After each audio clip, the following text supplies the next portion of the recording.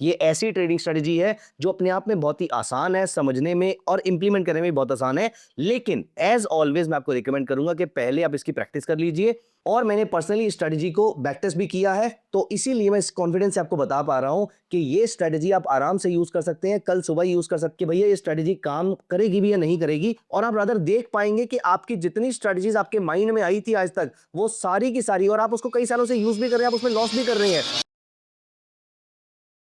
हाय दोस्तों, welcome back to my channel. दोस्तों, हम इस वीडियो सीरीज में स्कैल्पिंग के बारे में बात कर रहे हैं। हमने पहली वीडियो में डिस्कस किया था स्कैल्पिंग क्या होती है, किसको करनी चाहिए, किसको नहीं करनी चाहिए, और अगर आप करने का डिसाइड करते हैं तो कौन सी खास चीजें जो आपको ध्यान रखनी चाहिए, कौन से टाइम फ्रेम पे, कौन से टाइप के प्रोडक्ट पे स्कैल्पिंग की जाती है। दोस्तों, दूसरी वीडियो में मैंने आपके साथ एक ट्रेडिंग स्ट्रेटजी डिस्कस करी थी, and thank you so much for all your love for that trading strategy, and thank you for making this request कि मैं सेकंड वीडियो आपके साथ बना रहा हूं, जहां पर मेरा पहला ओरिजिनल प्लान ये था कि मैं आपके साथ एक ट्रेडिंग स्ट्रेटजी डिस्कस करूंगा और फिर हम डिस्कस करेंगे उसका रिस्क मैनेजमेंट, पोजीशन साइजिंग, ये सारी बातें डिस्कस करेंगे, बिहेवियरल एस्पेक्ट डिस्कस करेंगे।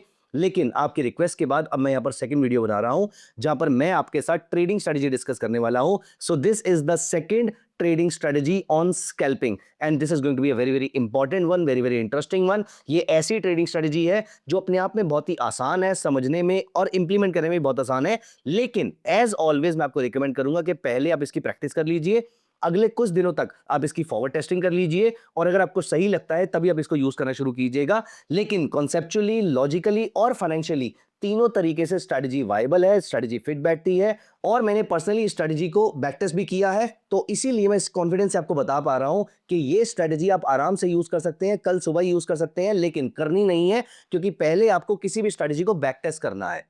बैक टेस्ट कैसे करते हैं इसके बारे में मैं पूरी इंफॉर्मेशन अपनी ट्रेडिंग मेंटरशिप प्रोग्राम में बताता हूं। मैं अपनी बैक टेस्टिंग शीट्स भी आपको दिखाता हूं कि कैसे मैंने एक एक शीट आपके सामने मेंटेन करी हुई है, और वो बैक टेस्टिंग क्या क्या इंफॉर्मेशन आपको प्रोवाइड करती है। Back testing is very very rigorous thing, but very very enlightening. वो सारी स्ट्रेटजीज जो आपको स्टार्टिंग में बहुत ही फैंसी दिख रही होती है, मजेदार दिख रही होती है, जब आप बैक टेस्ट करते हैं तो उसके धागे खुल जाते हैं। आपको पता लग जाता है कि भैया ये स्ट्रेटजी काम करेगी भी या नहीं करेगी, और आप रादर देख पाएंगे कि आपकी जितनी स्ट्रेटजीज आपके माइंड में आई थी आज तक, वो सारी की सारी, और आप उसको कई सालों से यूज भी कर रहे हैं, आप उसमें लॉस भी कर रहे हैं। लेकिन सिर्फ एक बनावटी कॉन्फिडेंस है, क्योंकि वो स्ट्रेटजी हमने बनाई है इसलिए हम उसको यूज करते हैं, कॉन्फिडेंट फील करते हैं, कन्विक्शन के साथ उस स्ट्रेटजी को यूज करते हैं। लेकिन एक्चुअली में अगर आप उसके 400-500-600 डेटा पॉइंट्स निकालेंगे, यस 400-500-600 डेटा पॉइंट्स अगर आप ये निकालेंगे, तो आप समझ जाएंगे कि वो स्ट्रेटजी काम नहीं कर रही है, क्योंकि ज्यादातर स्ट्रेटजीज रियल मार्केट में काम नहीं करती हैं। रादर ज्यादातर स्ट्रेटजीज के लॉजिक में ही फ्लॉ होता है। इसीलिए हमेशा किसी भी स्ट्रेटजी को डिस्कस करने से पहले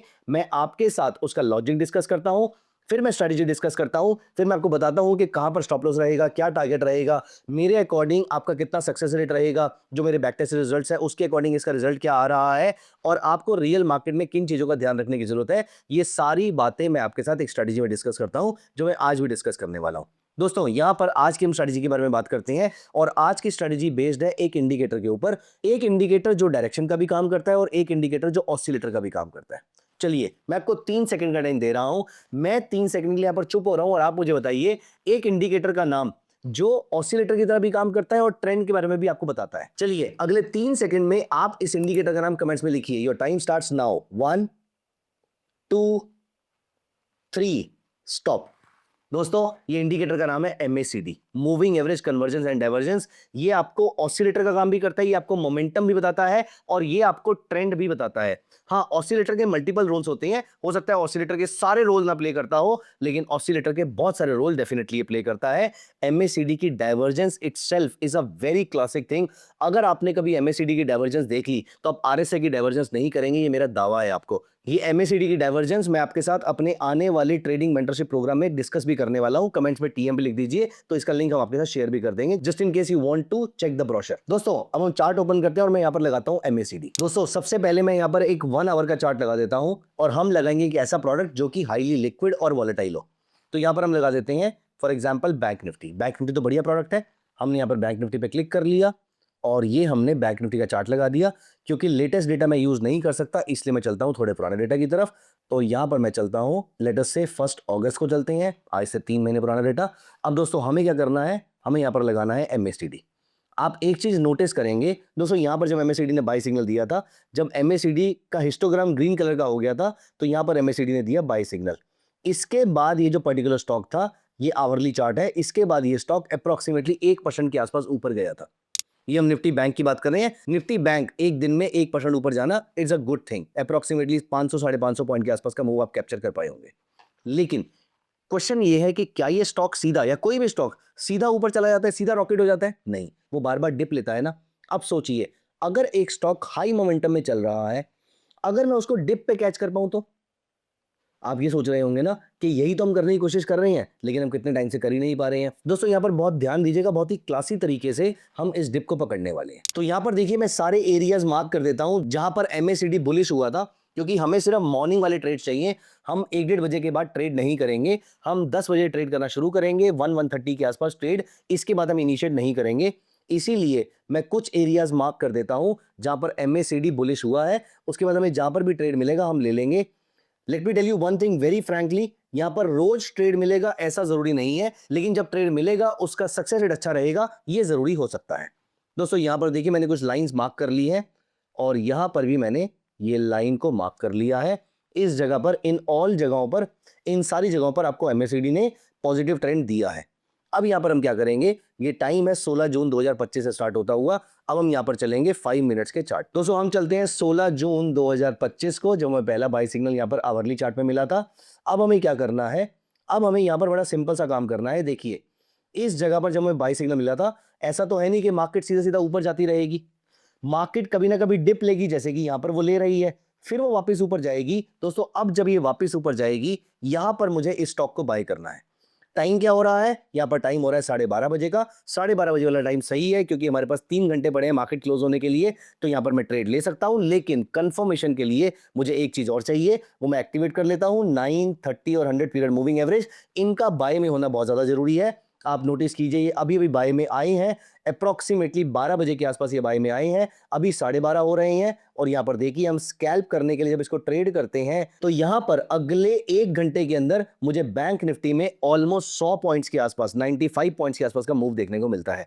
95 पॉइंट्स का मूव एक स्कैल्पर के लिए बुरा मूव नहीं होता है, जहां पर 4 से 5 से 6 पॉइंट के आसपास की आपकी कॉस्टिंग होती है, बाकी सारा आपका प्रॉफिट होता है। एग्जाम्पल दिखाता हूं मैं एक और। वापस चलेंगे आवरली चार्ट, वापस चलेंगे 16 जून को। इसके बाद मुझे 9:15 बजे यहां पर एमएसीडी में बाय सिग्नल मिला है। मैं चलूंगा वापस 5 मिनट्स के चार्ट पे, और वापस चलूंगा मैं 16 जून को। अब मुझे यहां पर 9:15 बजे जब दोबारा बाय सिग्नल मिला है, अब यहां पर देखिए, इस समय मेरे मूविंग एवरेज ने बाय नहीं दे रखा, तो मेरी मूविंग एवरेज ने फ्रेश बाय कहां पर दिया, मेरी मूविंग एवरेज ने फ्रेश बाय दिया तकरीबन 10:15 बजे। हमारा टाइम बिल्कुल सही है, 10 बजे हमें करना था, 10:15 बजे मुझे पहला ट्रेड मिल गया है। दोस्तों यहां पर देखिए, ये बैंक निफ्टी का ब्लास्टिंग मूव है। अगले 15 मिनट के अंदर बैंक निफ्टी आपको 250 पॉइंट के आसपास का मूव दे देती है। क्या ये स्ट्रेटेजी बियरिश मार्केट में काम करती है? बिल्कुल करती है। वापस चलते हैं आवर्ली चार्ट पे, और इस बार हम ढूंढेंगे आवरली चार्ट में मुझे बियरिश ट्रेड कहां पर मिला है। तो यहां पर देख लेते हैं, तो यहां पर देख लेते हैं 10:15 बजे के आसपास 10 जून को मुझे बियरिश ट्रेड मिला था।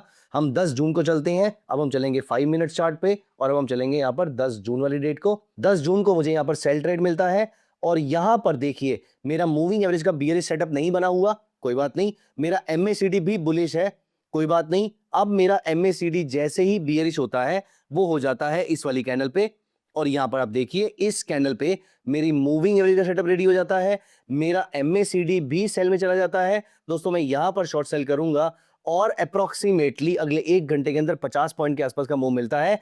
50 पॉइंट का मूव मेरे लिए काफी नहीं था, तो मैं 38 पॉइंट्स का स्टॉप लॉस लेता हूं, और यहां पर मार्केट से बाहर हो जाता हूं। दोस्तों ये ट्रेड की इंपॉर्टेंस ये है, मैं आपको ये बताना चाहता हूं कि आपके जो स्टॉप लॉसेस हैं वो बहुत छोटे होंगे। टारगेट कितना आया था? पहले केस में 98 पॉइंट्स के आसपास का आया था, दूसरे केस में 250 पॉइंट के आसपास आया था, और स्टॉप लॉस कितना आ रहा है? ऑलमोस्ट 35 टू 40 पॉइंट्स के आसपास।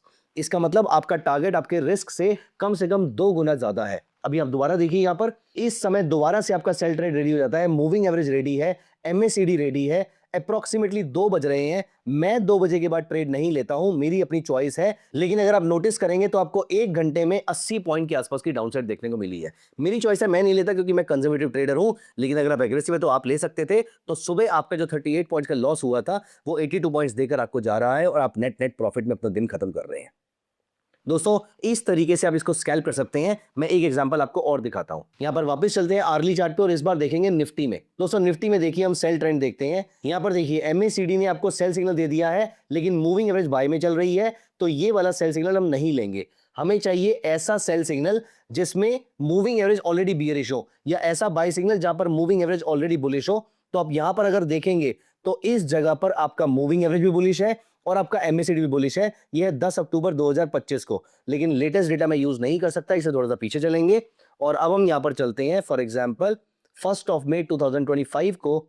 यहां पर देखिए, यहां पर अप ट्रेंड चल रहा है और यहां पर आपको मिलता है एक फ्रेश एमएसीडी का बाय सिग्नल, विच इज 17 अप्रैल को 11:15 बजे, मॉर्निंग का टाइम है, चलेगा अपने को। 17 अप्रैल 2025 को अब मैं चलूंगा 5 मिनट्स के चार्ट पे और मैं चलूंगा 17 अप्रैल 2025 को।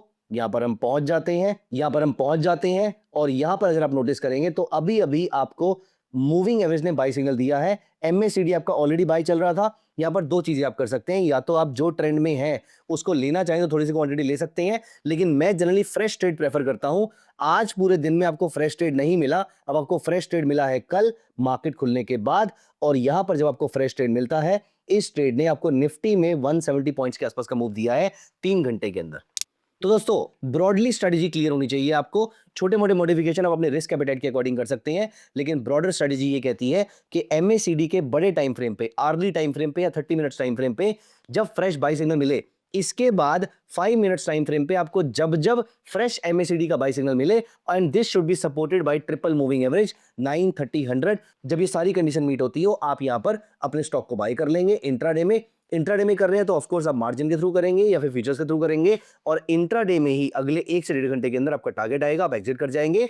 और अगर 9 पीरियड ईएम में 30 के नीचे आ जाएगी तो अपने स्टॉप लॉस को लेंगे और मार्केट से बाहर हो जाएंगे। दोस्तों ये है complete strategy. I am sure आपको स्ट्रेटजी समझ में आ गई होगी। अगर आपको ऐसी स्ट्रेटजी बनाने का लॉजिक जानना है कि स्ट्रेटजी का लॉजिक कैसे डिराइव होता है, स्ट्रेटजी का लॉजिक बनता कैसे है, कैसे हम अपनी सोच को डेवलप करते हैं किसी भी स्ट्रेटजी या किसी भी सेटअप को बनाने से पहले, तो ये सारी चीजें हम अपने ट्रेडिंग मेंटरशिप प्रोग्राम में कवर करते हैं। दोस्तों इस बार टीएमपी सेशन ज्वाइन करने वाले सारे कैंडिडेट्स को मैं दे रहा हूं एक इंडिकेटर, और मैं आपको ये भी बताऊंगा कि उसके बैक टेस्टेड रिजल्ट्स कैसे हैं, and you will be surprised to see the back tested results, they are amazing. अगर आपको ये इंडिकेटर चाहिए और अगर आपको टीएमपी की सारी चीजें सीखनी है तो कमेंट्स में टीएमपी लिख दीजिए, हम आपके साथ उसका ब्रोशर शेयर कर देंगे। Thank you so much guys, bye bye, take care.